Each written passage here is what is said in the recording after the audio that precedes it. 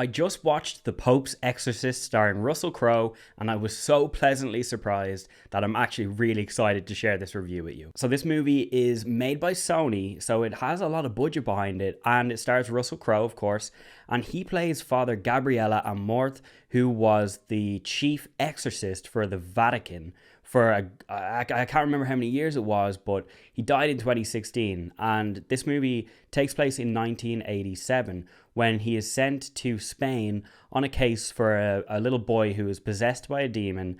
And the Pope thinks that this is such a big case that he sends his top dog, Russell Crowe, out to the case. And honestly, I was really pleasantly surprised by how good this was. Russell Crowe seriously seems to be having a lot of fun in this role, and although he's playing, a really holy figure in someone who is part of the Vatican, he still has a lot of jokes and a lot of humor, and I really liked that because it's quite rare that you see a main lead kind of be a bit of a badass but also holy and religious and also still have a little bit of humor. So I really liked his character, I can't lie. And I think he did a really great job. I wouldn't necessarily call this a full, straight down psychological horror movie. I would call this more like an action horror movie. And to be honest, I really liked that kind of theme and vibe. I seen someone on Letterboxd say that this feels like it was made by a Marvel executive, and I can kind of see why, because without giving away spoilers, there's big set pieces near the end of the movie where some certain things happen, and like it's not just something that you would see in your normal everyday horror movie. Like they kind of really leaned into the religious side and the more kind of demonic side and really made this fun but also quite tense and scary horror movie. This is going to sound wild, but I seriously got some Indiana Jones vibes from this.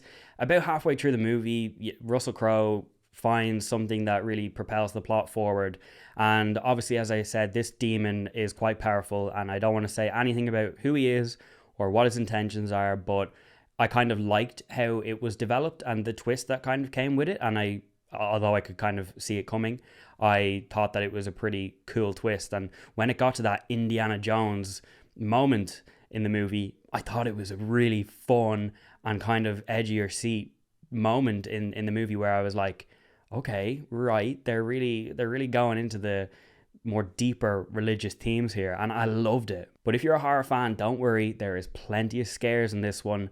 I don't think it's the scariest movie ever made, but I don't think it's intentionally meant to be like that. I think that this movie was made with the intention of sequels coming forward, and honestly, I'm so down for that. The way this movie ended really leaves the door open for things to happen in the future. What I love about these real life stories of real people in horror movies, like The Conjuring, for example, is that you can tell all these different tales from what this person experienced, and you can really dive into that and make a fun story and adapt it in serious ways that, like, for example, there's things in this movie that I really don't think happened, and maybe they did, okay, maybe they did, but some of them seem a little bit wild, but what made the movie for me was that wildness that I was like, okay, right, that just happened right there. And to top it all off, when I seen the opening scene of this movie being in Marley Park, which is literally 2 minutes up the road from where I live, I was starstruck. I was literally like, oh shit, okay, they're in Marley Park right now. And then there are certain other scenes, by the way, if you're Irish and you're watching this is for you, because I'm Irish, of course, but there are scenes in Bray. I don't know which ones they are in Bray, but Russell Crowe has said that he filmed in Bray.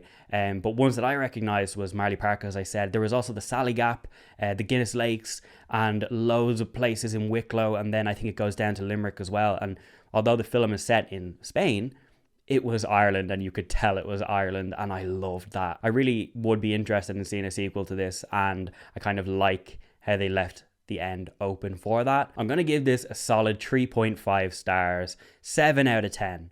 I don't think it's a 4-star experience, but it's really fun and really solid. If you like horror and you like Russell Crowe and you like movies that lean into that religious demonic element, you're going to like this.